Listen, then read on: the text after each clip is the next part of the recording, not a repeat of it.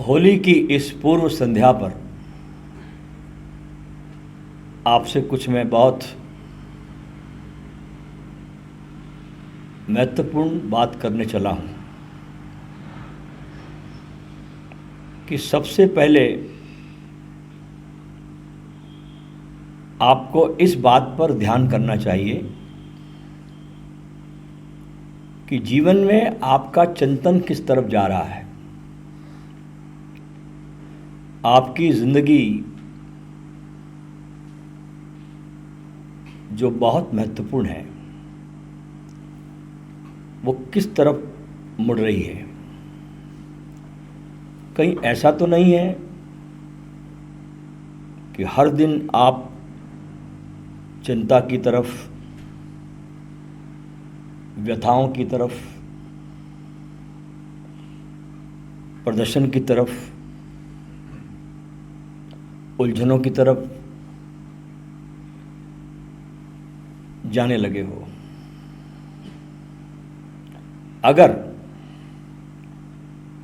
ऐसा आपका जीवन है कि रोज उलझनों की तरफ जाता हुआ, व्यथाओं की तरफ जाता हुआ, दिशाहीन चलता हुआ,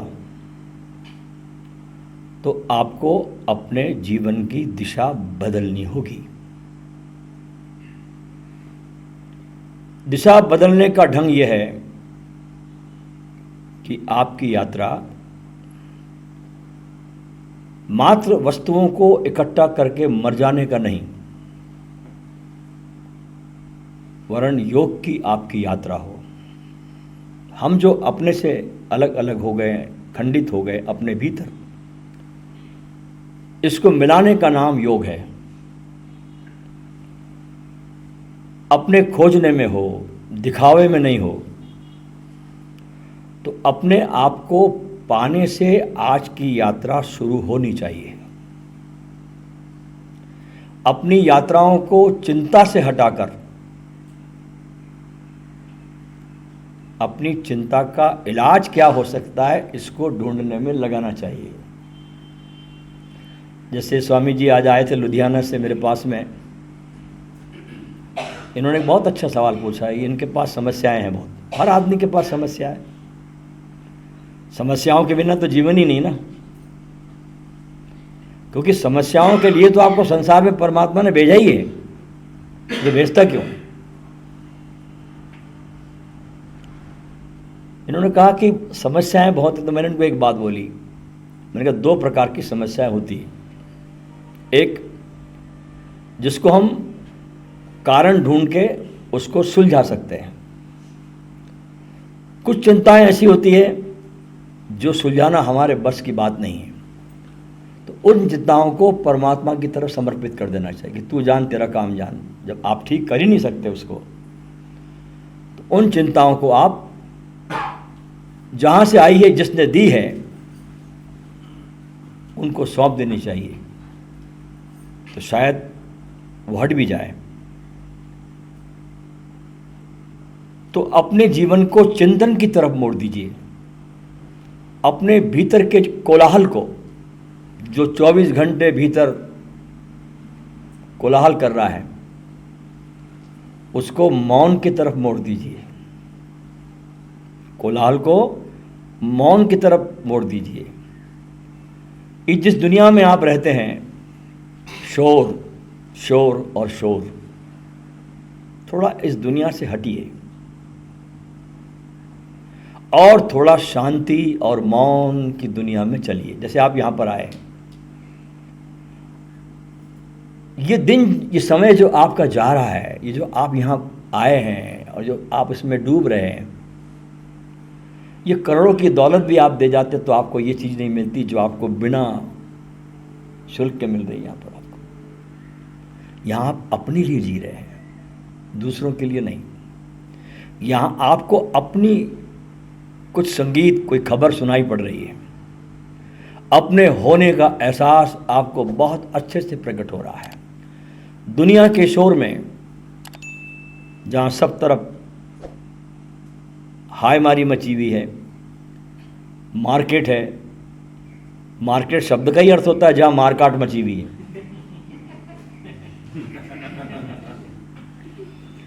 मार्केट शब्द का ही अर्थ होता है जहां मारकाट मची है, उसे मार्केट कहा जाता है।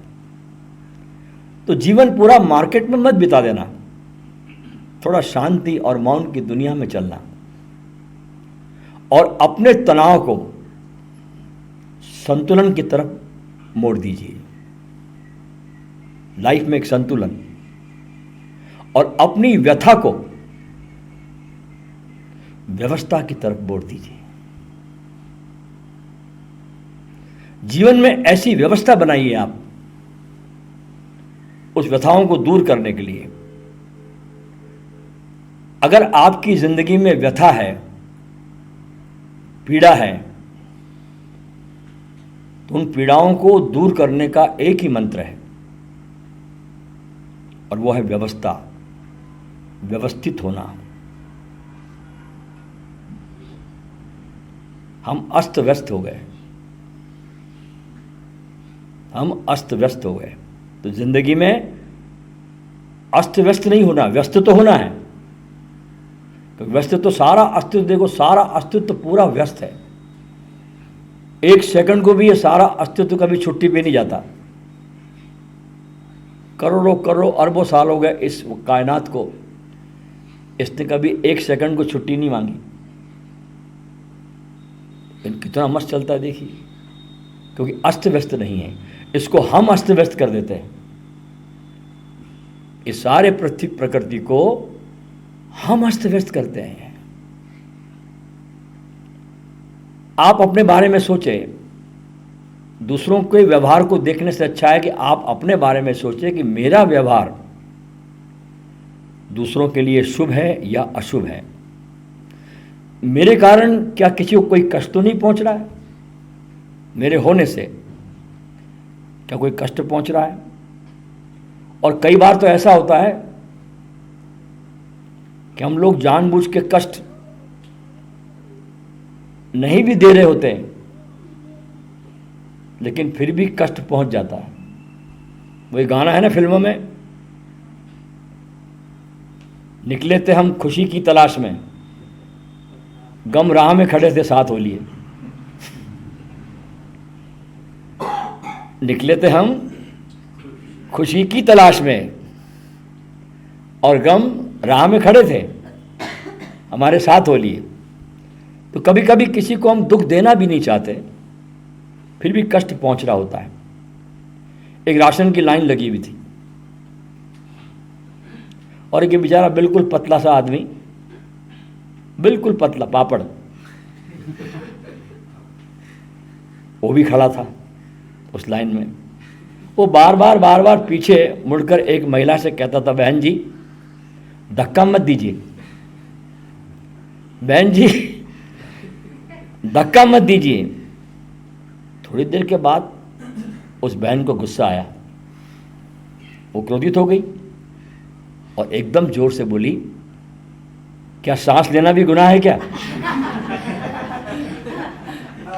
बहुत मोटी थी वो महिला,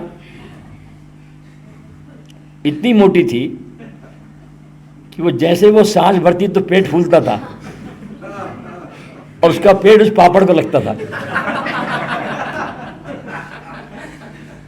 वो सांस भरती थी, इसका पेट जो था पापड़ को लगता था।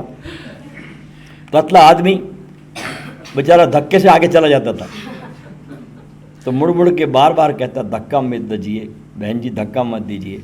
तो यह चेष्टा दुख देने की उस महिला की बिल्कुल भी नहीं है, फिर भी पहुंच रहा है। तो आज से अगर आप ये चाहते हैं कि आपकी जिंदगी में अच्छी खुशी रहे, तो आपका स्वस्थ रहना भी बहुत जरूरी है। हालांकि कभी कभी हम कहते हैं कि मोटापा नहीं आना चाहिए, मोटापा नहीं आना चाहिए, बॉडी अच्छा फिगर में रहना चाहिए, लेकिन कभी कभी मोटे व्यक्ति भी बड़ा अनूठा कार्य कर जाते हैं।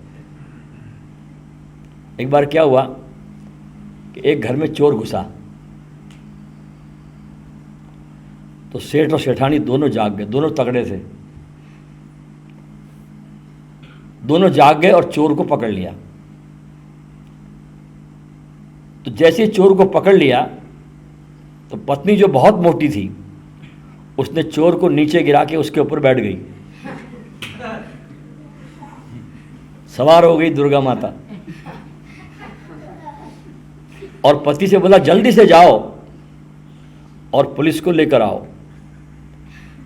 जैसे ही उसका पति मोटा जाने के लिए भागने लगा तो चप्पल ढूंढ रहा था। तो पत्नी चिल्लाई, क्या ढूंढ रहे हो? पति बोला चप्पल ढूंढ रहा हूं, चप्पल मिल नहीं रही।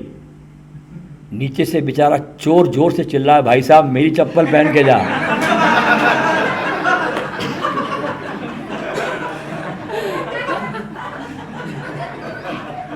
भाई साहब मेरी चप्पल पहन कर जाओ, नहीं तो ये मोटी मार देगी मेरे को। इतना दबाया हुआ है मेरे को कि मुझे सांस नहीं आ रहा है। दूसरी बात, जीवन में इस बात का भी ध्यान रखो कि हर रोज कुछ ना कुछ आप पढ़ते रहो। कोई जानवर पढ़ता नहीं, इंसान पढ़ता है। कुछ न कुछ नया पढ़ते रहो, सीखते रहो, जानते रहो, जिससे कि आपकी मूर्खताएं दूर हो। दो मूर्ख बैठे हुए आपस में बात कर रहे हैं और उस दो मूर्खों में एक समझदार बना हुआ है दोनों मूर्ख। तो एक समझदार बना हुआ है, दूसरे को समझा रहा है कि भाई साहब आपको कोई गधा कहे तो बुरा मत मानना, आपको कोई उल्लू कहे तो भी बुरा मत मानना, और कोई आपको एकदम डफर बता दे, डफर है, तो बिल्कुल बुरा मत मानना। हाँ, एक काम जरूर करना कि कोने में जाना, दिमाग पर जोर डालना और सोचना उनको कि इनको कैसे पता लग गया कि मैं डफर हूं, इनको मालूम कैसे पड़ा मेरे होने का। क्योंकि मूर्खता के लिए कोई माथे पर लिखा तो होता नहीं, किसी के चेहरे पर लिखा नहीं होता।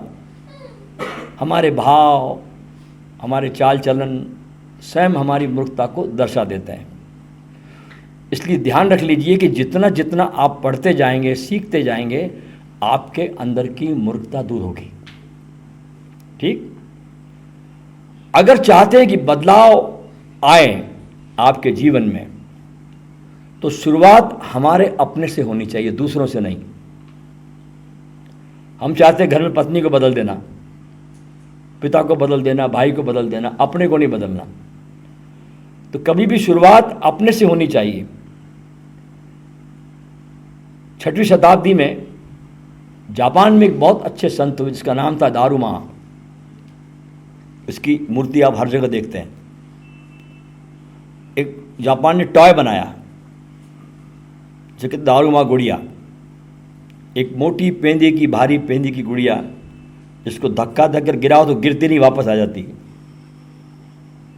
कितना भी धक्का दे दो उसको आप तो वापस आती है, वो उतनी ताकत से उठकर वापस आती है वो। आपने बच्चों के सामने खिलौना देखा होगा, आपने भी देखा हो खिलौना। तो इस चीज को हमेशा याद रखते हैं कि अगर आप कितनी भी बार गिरे, फिर भी आपके अंदर वो शक्ति है कि आप वापस लौट सकते हो।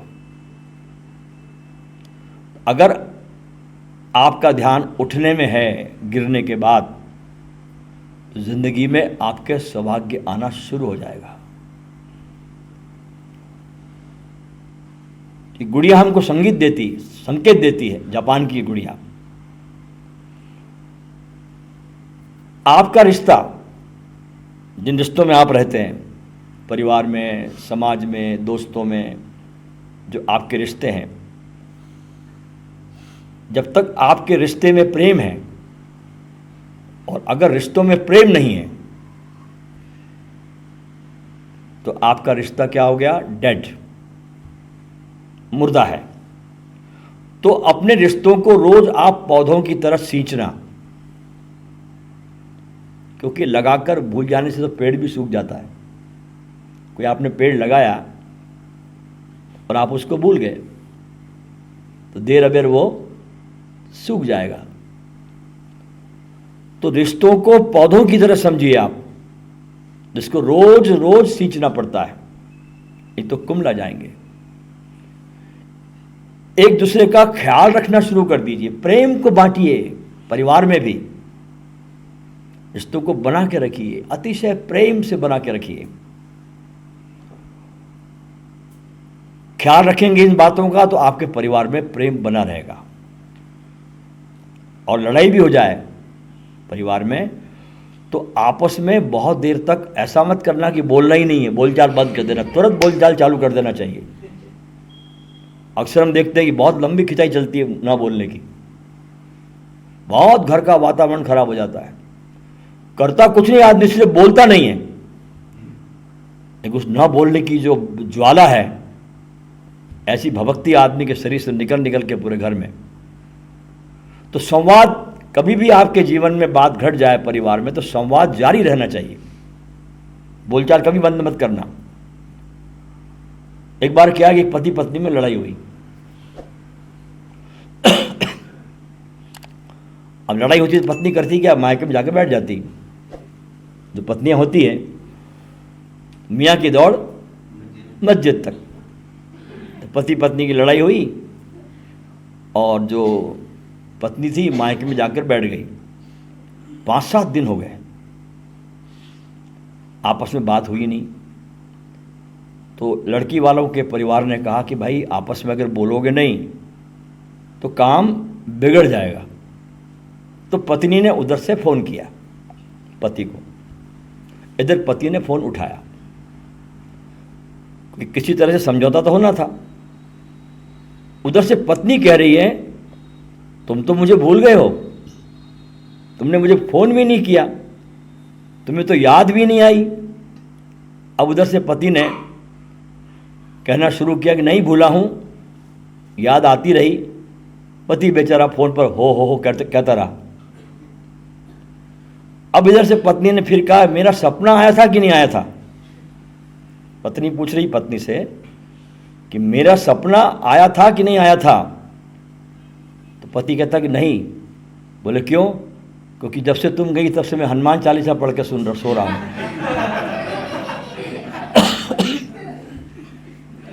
जब से तुम गई हो हनुमान चालीसा पढ़ के सो रहा हूँ। और एक बात और भी ध्यान रखना, जिस घर से बर्तन धोने की आवाज़ नहीं आए, जिस घर से बर्तन धोने की आवाज़ ना आए तो समझ लेना चाहिए कि वहाँ बर्तन महिला नहीं बल्कि महिला के पतिदेव धो रहे हैं।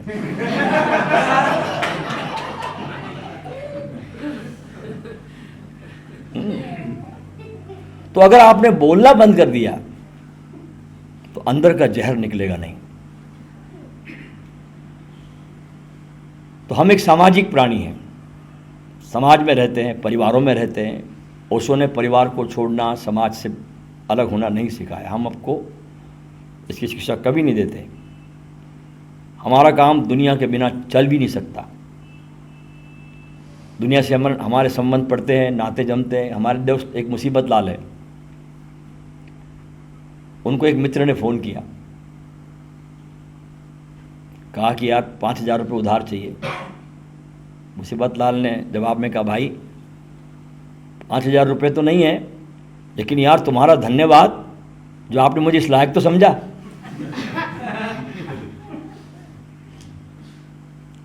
तो दुनिया का काम हमारे बिना चल सकता है, लेकिन इसलिए हम किसी का सहारा हमको साथ लेना पड़ता है। और सहारा लेने के लिए थोड़ा मैं झुकूं, थोड़ा वो झुके, मैं थोड़ा आगे बढ़ूं, थोड़ा वो बढ़े। और अगर दूसरा पहल नहीं भी करता तो हमको पहल करनी चाहिए। जिन घरों में प्रेम का वातावरण होता है ना, वो बड़ा खुशहाल घर कहा जाता है, वहाँ लक्ष्मी होता थी, ध्यान रखना। अच्छा, दीपावली पर हम घर को रंगते हैं, मकान की रंग रोगन करते हैं, फर्नीचर साफ करते हैं, फर्नीचर पॉलिश करते हैं। और होली पर हम खुद को रंगते हैं। दीपावली पर हम घर को रंगते हैं होली पर हम स्वयं रंगे जाते हैं, होली पर हम संबंधों का उत्सव मनाते हैं, मित्रों से मिलते हैं, यारों से मिलते हैं, सबको रंग लगाते हैं, गले मिलते हैं, जोर से कहते हैं बुरा न मानो होली है। संध्या के समय में जिनको जिनको जानते हैं सबसे मिलते हैं, बैठते हैं। तो इस मेलजोल के कार्यक्रम में जब हम मिलते हैं लोगों से, तो यहाँ पर ये जानना बहुत ज़रूरी है हमको कि हमारे ये संबंध लोगों के साथ किस आधार पर है। अब ये महत्वपूर्ण बात बता रहा मैं आपको, बहुत ध्यान से सुनना। जिन लोगों से हम मिल रहे हैं, हमारे ये संबंध का आधार क्या है इन लोगों के साथ। अब देखिए प्रहलाद को, आज चूंकि होली का टाइम है, थोड़ी चर्चा कर ली जाए प्रहलाद की। अब देखिए प्रहलाद को, पिता से तो जन्म का रिश्ता था, बहुत निकट का रिश्ता था, शरीर का रिश्ता था, लेकिन प्रहलाद ने कहा कि सत्य से जो मेरा रिश्ता है, सत्य से जो मेरा रिश्ता है,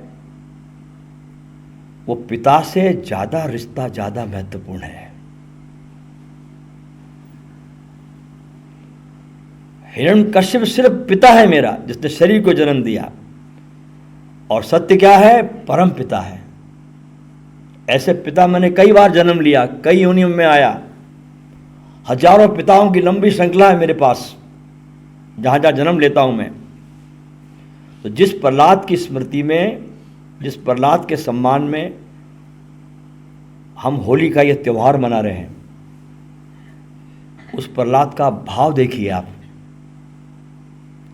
उस प्रहलाद की श्रद्धा को देखिए जरा आप, कि पिता को मानने से इनकार कर रहा है, और किसको मान रहा है, भगवान को, सत्य को। वो कह रहा है मेरे पिता कितने भी बलशाली हो, कितने भी, मैं अपने ही पिता के खिलाफ खड़ा हो जाऊंगा अगर मेरा बाप सत्य की अवहेलना कर रहा है तो। अगर वो सच्चाई के खिलाफ जा रहा है तो मैं अपने पिता के खिलाफ भी खड़ा हो जाऊंगा। अब देखिए एक छोटा सा नन्हा सा छोटा सा बालक, हाँ, कितनी छोटी उम्र है, 7-8-10 साल की उसकी उम्र होगी, इतने बलशाली राजा के खिलाफ खड़ा हो गया सत्य के लिए। और प्रहलाद क्या है, मात्र बालक है, छोटा, और क्या ताकत है उसके पास, उसके पास क्या ताकत है बताइए ना आप। कहां हिरण्यकश्यप और कहां भक्त प्रहलाद, छोटा सा बालक। उसके मुकाबले में अति बलशाली राजा है जिसको वरदान मिला है, उसके सामने पिता है, पिता का मोह भी उसके सामने है, बच्चे के सामने पिता के प्रति जो आकर्षण है प्रकृति का वो भी है। लेकिन ये प्रहलाद रक्त के संबंधों की परवाह नहीं करता, इसीलिए होली मनाते हैं हम लोग। ये रक्त के संबंधों की परवाह नहीं करता, फिक्र नहीं करता। वो कहता पिता से होगा मेरा खून का रिश्ता। खून के रिश्ते से भी ज्यादा बड़ा कुछ रिश्ता होता है, कुछ और। न वो खून के रिश्ते की परवाह करता है, न वो सामने जो अत्याचारी है बाप उसके बल की परवाह करता है। वो कहता है झुकूंगा मैं जरूर, लेकिन मैं सिर्फ सच के सामने झुकूंगा। झुकूंगा जरूर, लेकिन कहां झुकूंगा, मेरा पिता इसलिए नहीं झुकूंगा मैं झुकूंगा सच के सामने। न शरीर के सामने झुकूंगा, न समाज के सामने झुकूंगा, न पिता के सामने झुकूंगा, न राजा की ताकत के सामने झुकूंगा। मैं झुकूंगा तो सिर्फ एक चीज के सामने, एक सत्ता के सामने जो इस योग्य है कि वहां पर नमित हुआ जाए। तो जब हम दोस्तों के साथ, संबंधियों के साथ जाए, उनसे मिले, कभी भी जाएं मिले तो सदा इस बात को याद रखें कि पहला संबंध हमें प्रहलाद ने सिखाया है। क्या सिखाया? कि सत्य के साथ होना चाहिए, बाकी सब संबंध पीछे के हैं। प्रहलाद ने अपने पिता को भी पीछे छोड़ दिया। अच्छा, सच्चाई इतनी बड़ी चीज है दोस्तों, सत्य के साथ खड़ा हो जाना इतना आनंदपूर्ण है, इतनी प्रसन्नता देता सत्य के साथ खड़ा होना कि उसकी प्रसन्नता के सामने किसी को भी पीछे रखा जा सकता है, कोई भी हो भले।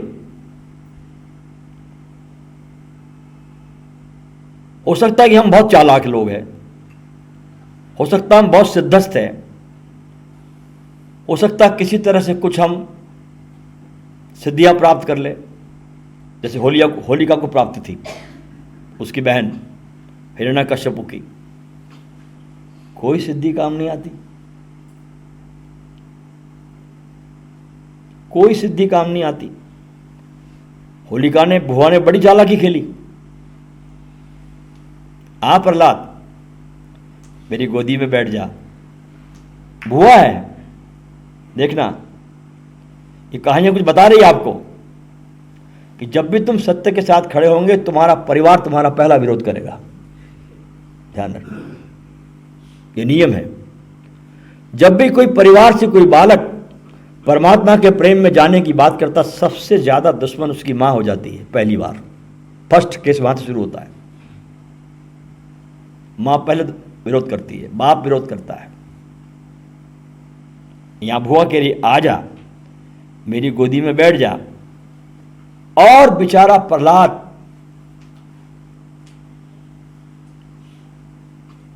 भगवान विष्णु के प्रेम में, अगाध भक्ति में डूबा हुआ, मासूम, निर्दोष, भोला भाला बैठ गया और होलिका चढ़ गई आग पर। अच्छा, होलिका की चालाकी क्या थी बैठने में कि मेरा तो कुछ बिगड़ेगा नहीं, मेरा तो कुछ बिगड़ने वाला नहीं है, ये चालाकी थी उसकी। प्रहलाद जल मरेगा, हुआ उल्टा। क्योंकि होलिका की चालाकी उसको अंत तक लेके गई, होलिका की चालाकी उसको अंगारों तक लेके गई। यही सीख है इस घटना से। आज जो जितना चालाक होगा ना, वो अपनी चालाकी के द्वारा ही जलकर मर जाएगा। जितना चालाक होगा वो अपनी चालाकियों के द्वारा ही जल मरेगा। बड़ी से बड़ी चालाकी भी दोस्तों निर्दोष मासूमियत के सामने बहुत छोटी पड़ जाती है। बड़ी से बड़ी चालाकी भी एक निर्दोष मासूमियत के सामने बहुत छोटी है। अच्छा, जब भी कभी द्वंद्व होगा चतुरता में, चालाकी में, होशियारी में और भोलेपन में, निर्दोषता में, यकीन मानिए, श्रद्धा रखिए, मासूमियत जीतेगी, निर्दोषता जीतेगी और चालाकी हारेगी। चालाकी आपको लगती बहुत बड़ी चीज है, लेकिन चालाक लोगों का आखिर में हर्ष वही होता है जो होलिका का हुआ। तो जब आप होली का त्योहार मना रहे हो आज, तो अपनी चालाकी को जरा पीछे छोड़ देना। और कैसे बनना? जैसे प्रहलाद है, झुकना कहाँ? सत्य के सामने। कितना भी लोभ हो, अब क्या कमी थी प्रहलाद को? एकमात्र बच्चा था ये हिरण्यकश्यप का, राजगद्दी इसी की थी, लेकिन डूबा परमात्मा के प्रेम में। तो अपनी चालाकी को पीछे छोड़ना और प्रहलाद की तरह बालवत हो जाना, प्रहलाद की तरह भोले हो जाना, निर्दोष हो जाना। तो होली अवसर है अपनी चालाकियों को पीछे छोड़ देने का।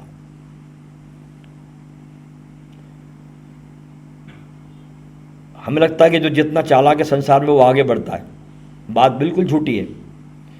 एक सीमा तक चालाकी जाती है, एक सीमा तक, उसके बाद वो अपना काल स्वयं बन जाती है, जैसे होलिका बनी, अपनी ज्वाला में स्वयं जल जाती है। और आखिरी बात कहना चाहूंगा आपसे मैं,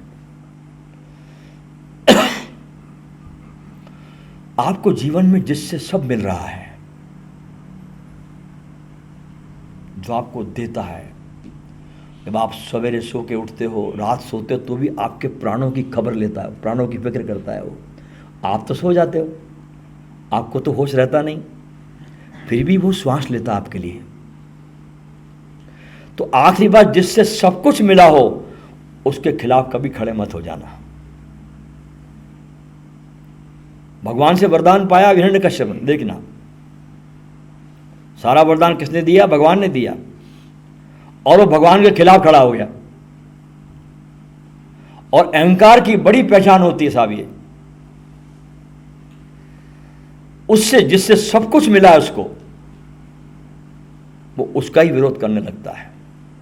जहां से सब मिलता आपको, अहंकार की पहचान होती है, जहां से सब मिला वो उसका ही विरोध करने लगता है। और विरोध ही नहीं करता, जिससे सब कुछ पाया है वो अपने आप को उससे भी ज्यादा बड़ा समझने लग जाता है।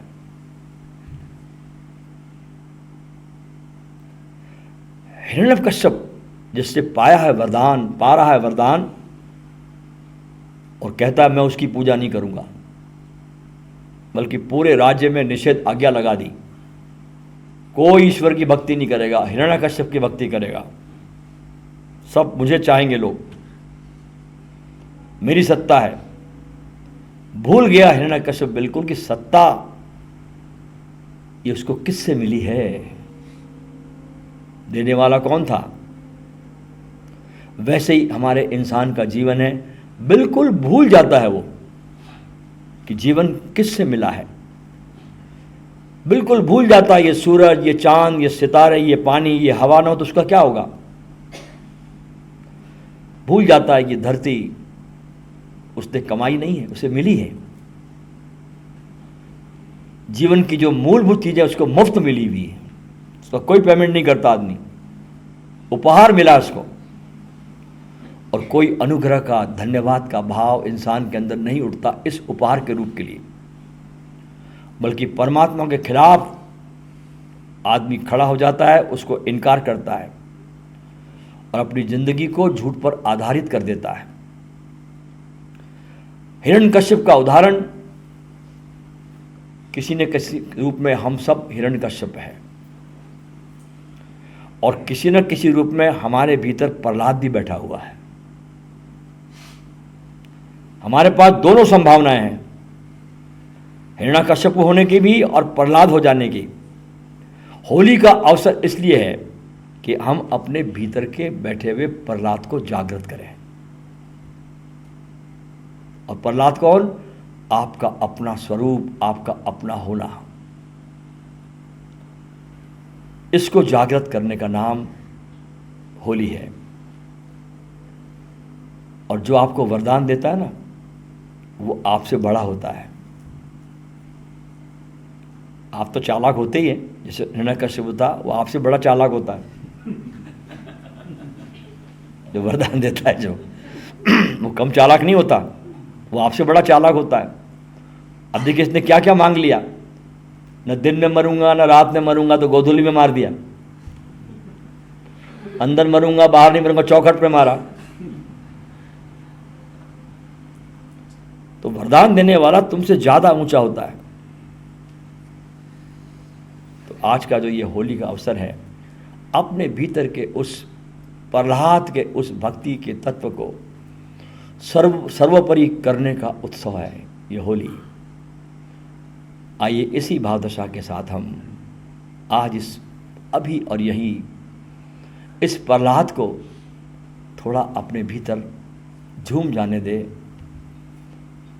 उसे रंग जाने दे, परमात्मा के भक्ति और भाव में थोड़ा उसे नाचने दे, थोड़ा उसे खिल जाने दे। इसी के मैं आपको इस होली की आपको शुभकामनाएं देता हूँ।